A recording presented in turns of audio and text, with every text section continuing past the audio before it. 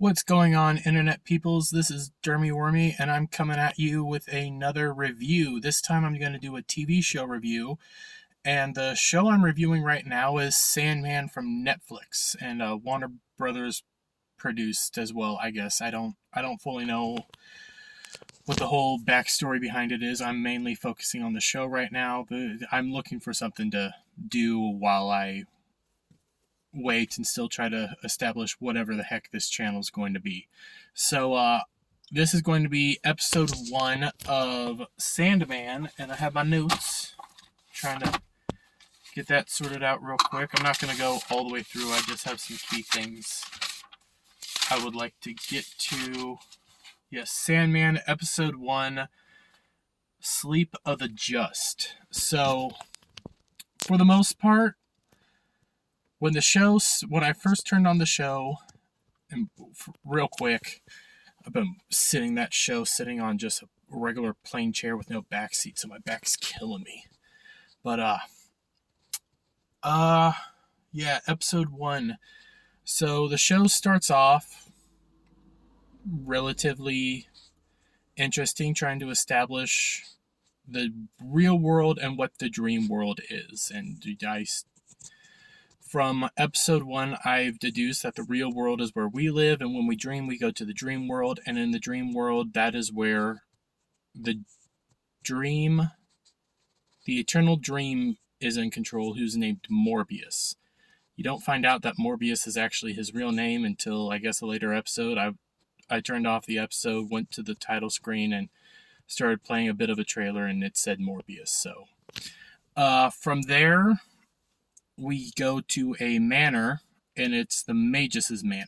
And I don't remember what the Magus' real name was, but the Magus is played by the guy who does Tywin Lannister from Game of Thrones. And I think through this entire episode, he was my favorite character because the guy who plays Tywin Lannister controls the screen, controls everything, and when he's on there, he has this very pronounced presence and everything. So he controlled the scene. Well, so we're at the manor. A doctor who works for the museum gives the Magus a grimoire, and their goal is to try to bring back their dead sons who just died in a war. So we then jump back to the dream world, where in the dream world, Morbius is about to go to the real world to go hunt down a escaped nightmare named... what did I put it down again? Corinthian, yes. He was going to go hunt down Corinthian and, I guess, destroy him or take him back to the dream world. I didn't really establish that. Magus is in charge of a kind of supernatural cult order called the Order of Ancient Mysteries. And as they're doing their ritual to try to get the Angel of Death to bring back the two dead sons, they capture Morbius in the midst of trying to dispose of Corinthian. Morbius is now captured by Magus and his family, his young son named Alex. Magus takes all of Morbius's gear and keeps Morbius sealed away. The next day, Corinthian comes to Magus's house and establishes that Magus needs a better cage system to hold Morbius, and that all Morbius's stuff that Magus took will give him eternal life and eternal wealth, and there was something else, and I can't remember what it is, but I think it's the same as eternal life. So, move forward, we have a 10-year jump. Morbius has not talked. Magus has tried to get him to talk and to try to get him to come to his demands of bringing back his son or giving him wealth or all that stuff. And if Magus got that, Morbius would be let free. Morbius hasn't talked. Magus gets irate, gets angry, but because Morbius is sealed away, people aren't waking up, so a sickness has developed called the sleepy sickness. People aren't waking up, people aren't falling asleep, and some people are eternally sleepwalking. Morbius is sealed away. Magus is getting irate more and more.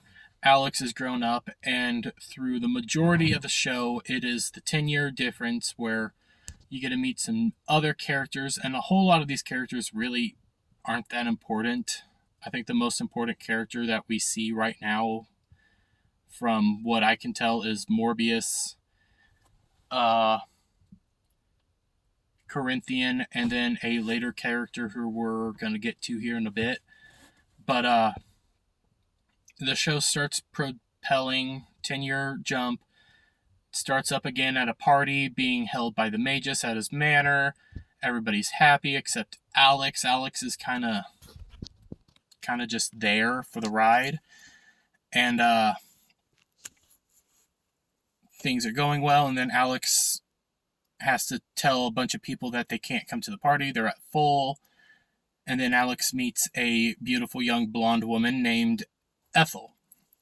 Ethel then helps usher everybody away, saying that Alex has magical powers and can curse you and stuff like that, but in reality that's not true. Ethel then goes inside. Alex then returns inside, and the next morning Alex overhears two guards talking about other two guards not showing up yet, so Alex says he'll watch Morbius. The other two guards leave, and then Morbius is down in the basement talking to... Not Morbius. Alex is down in the basement talking to Morbius and is saying that if you just give my father something, he'll let you go. Magus overhears them, comes in, and starts berating Alex, saying all this hateful things, almost hitting him, and gets stopped by Ethel and then a bird at the window who belongs to Morbius named... I just had it. Corinthian... These names are weird. Except for... It was like Jeremy or Ginny or something like that. It was a female name. Magus then tells Alex that if he wants to prove himself to his father, he should go off and kill that bird. Alex goes off to hunt the bird. The bird then flies around the manor, gets into the manor, starts a fire, distracts the guards, gets down to the holding chamber where Morbius is being held, begins trying to free Morbius, and then gets shot by Alex. Morbius is then upset. Magus is pissed because Alex could have hit the holding cell. And then Morbius is just upset and shocked. From there, let me...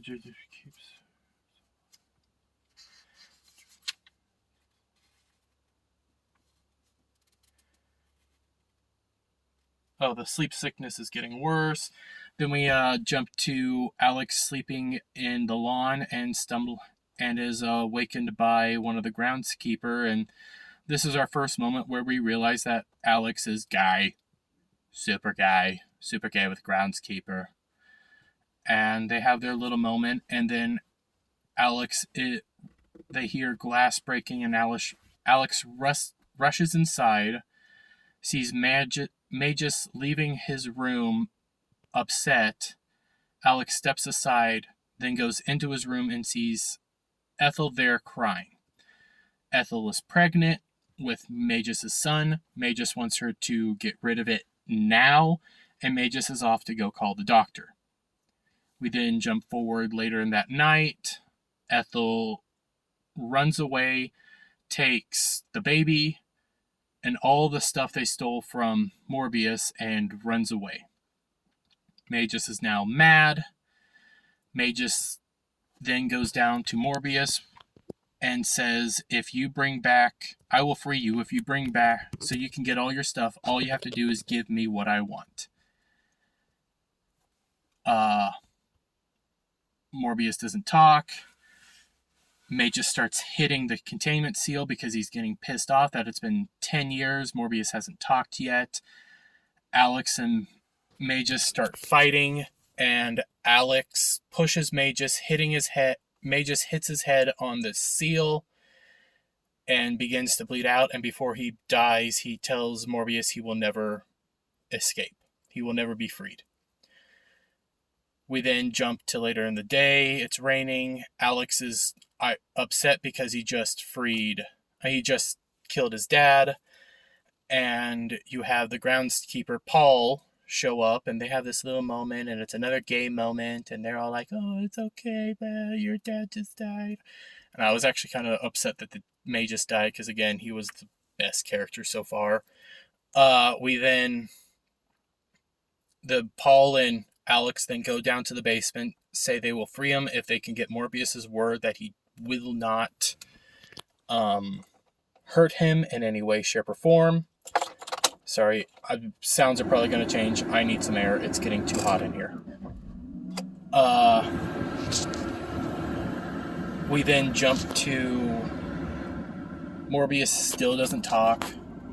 Alex is starting to get upset. So then we jump into the future. I don't know how long into the future. It didn't quite say. And Alex is now an old man. I guess he's married to Paul. And the two of them... Alex is talking to Morbius for the very last time. Says, all I wanted to do was free you, but all you had to do was tell me that, give me your word you wouldn't hurt us. Morbius doesn't talk. Alex sits back down on a wheelchair. Paul wheels him off, and in doing so, they break the seal.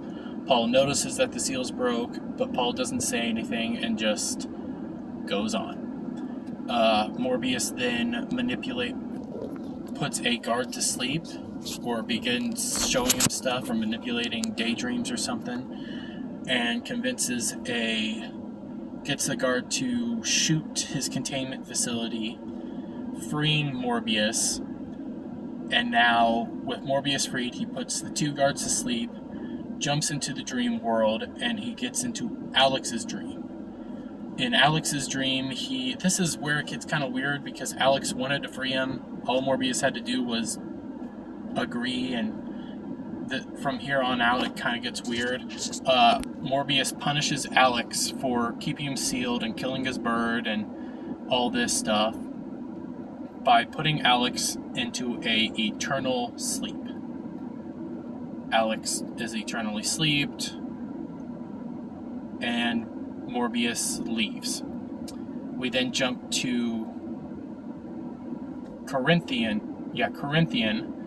Corinthian is... realizes that Morbius has escaped. He then is realizing that he needs to hurry up and get his plans going, and he wants to make the world look just like him, which is he wants to take everybody's eyes, I guess. I also forgot this. We're going to jump back a bit before Morbius is freed. Esther had the child, and the child's named Johnny, and Johnny is to has all of Morbius's stuff. So, yeah, I forgot that little tidbit. That was a little ways back. That Johnny's the only other character that we know of that's probably going to be progressing forward in the story. So we have Morbius, Corinthian, Johnny. I guess you could say Morbius' assistant, who's like Lucinia or something like that. But those are the only characters we know so far that are going to be in the actual story. Episode 1 was mainly just a setup episode. Morbius, back to the story. Morbius then goes back to the dream world. He meets up with Lucinia. Lucinia and him talk a little bit, and then Morbius goes to open the gates to his kingdom, and Lucinia tells him that because he's been gone, his kingdom has fallen into rubble and ruin, and all the dreams and all the nightmares have escaped into the real world. Morbius then vows to reestablish his kingdom and to take back all the nightmares and dreams, because they are not allowed to be preying on the real world and on humans. The episode ends there. You get a tidbit of what's to come. It'll be interesting. There is another actor. He played Professor Lupin, I believe is his name, in Harry Potter. I am excited to see him because I do like him as an actor. All in all, thinking back at it, I'd say this episode's okay. The main thing that I liked was Mages, because again, great actor, holds the scene, holds everything. When he's on screen, he is in charge. We have yet to, I'm going to do an episode a day and try to do a review a day. We'll see what happens. So I guess if I'm reviewing this episode right now, it's a 5 out of 10. It's not awful. It's not horrible. It's an episode. Maybe later down the line, the episode will be better for me. But then again, this is just episode 1. And yeah, so 5 out of 10 for episode 1. Thank you guys for watching. Check out my Rumble. Check out my Twitter. And I'm going to try to get my Twitch set up here soon. Hopefully I have another video out for you guys tomorrow. If not, it might be a little later. I have my day job and everything. So yeah, I will talk to you guys later. Thanks for watching and see you next time. Bye.